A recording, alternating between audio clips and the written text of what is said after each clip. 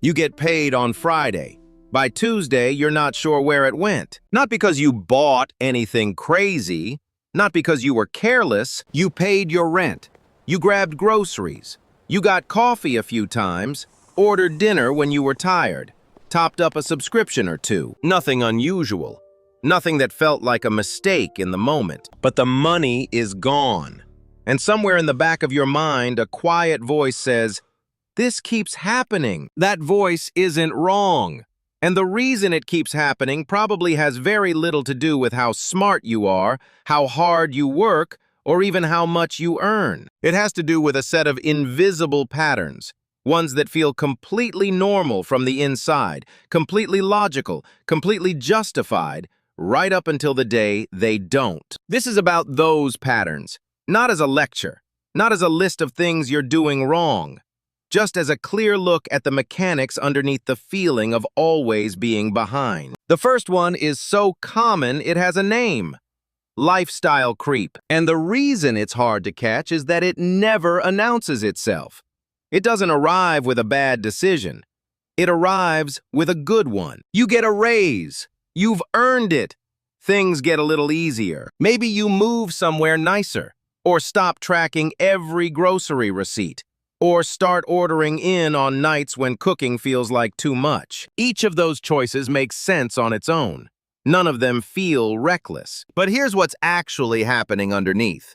Your spending is growing at roughly the same pace as your income. The gap between what comes in and what goes out stays almost exactly the same, just at a higher number. You earn more, you spend more, and at the end of the month, the account looks the same as it did when you were making less. The trap isn't the spending itself, it's the belief that more income automatically means more financial freedom. Freedom lives in the space between what you earn and what you keep. Lifestyle creep quietly closes that space every time a raise hits your account. And the strange part is that people who've been earning well for 15, 20 years can find themselves in exactly this position. The lifestyle expanded to fill every raise. The gap never widened. There's a version of this that plays out specifically with cars, and it's worth understanding because the math inside it is genuinely brutal. Someone has a car that works. A salesperson shows them something newer, and then delivers the line that sounds like good news. "We can get you into this for less per month." What actually happened is that the old loan got folded into the new one.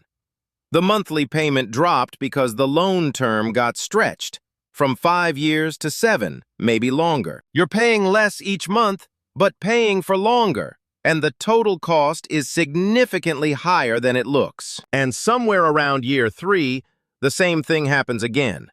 New car, lower payment, longer loan, more debt rolled forward. The cycle never ends because the goal keeps being the monthly payment rather than ownership. Meanwhile, the person who bought a car once and kept it has been driving without a payment for years. Credit cards have their own version of this quiet math.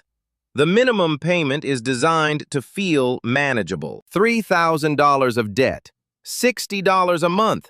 That feels like it's under control. But most of that 60 goes to interest, not to the actual balance. The debt barely moves. At that pace, a $3,000 balance can take over a decade to clear. And by the end, you've paid close to double what you originally owed. The minimum payment isn't a repayment plan. It's a system designed to keep you paying for as long as possible. Getting approved for a large mortgage feels like validation. The bank ran the numbers and said yes. So people buy at the top of their approval, sometimes stretch slightly beyond it, and tell themselves the rest will work out. Then the actual cost of owning that house arrives. The mortgage is just the beginning. A house can be a good financial decision, but a house that consumes every spare dollar isn't really an asset. It's an extremely expensive obligation that happens to have your name on it. And then there's the version of financial pressure that nobody talks about out loud because it's embarrassing to name. Spending to look like you're doing fine. It's the dinner at the expensive restaurant, not because you particularly wanted to go, but because someone you know was going. The weekend trip posted online because the narrative of your life needed an update. None of it was for you, really. It was for an audience, real or imagined, that you believed was keeping score. Almost everyone doing it assumes that other people are doing it less, that the colleague with the new watch actually has the money for it. The cost of appearing successful is frequently the actual cost of becoming successful. Underneath most of these patterns, there's a shared assumption that things will basically stay stable. But things go wrong.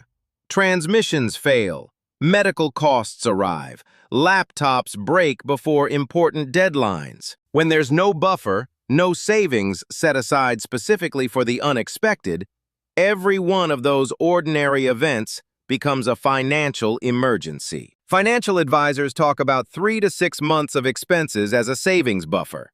Most people have far less than that. Retirement savings is built on compound interest, and compound interest is built on time. At 25, retirement is 40 years away. It feels abstract. The bills feel real. Except when you're 35, there are new real things. A mortgage, maybe kids, bigger expenses. The budget doesn't open up the way you expected. And every year the delay continues. It's not just 1 year of contributions you've missed. It's 30-plus years of growth on those contributions. A small amount invested early doesn't just do better than a larger amount invested later.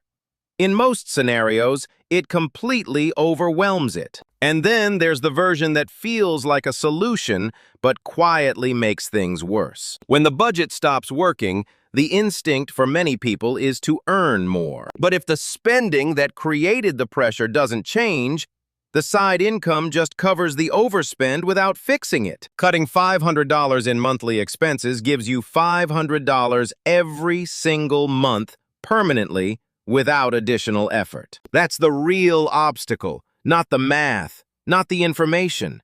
The moment when the right choice and the comfortable choice aren't the same thing. Most people in most of those moments choose comfortable.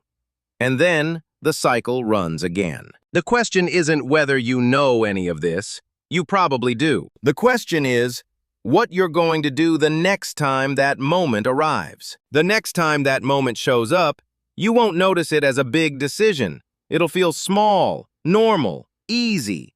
That's the moment that decides everything.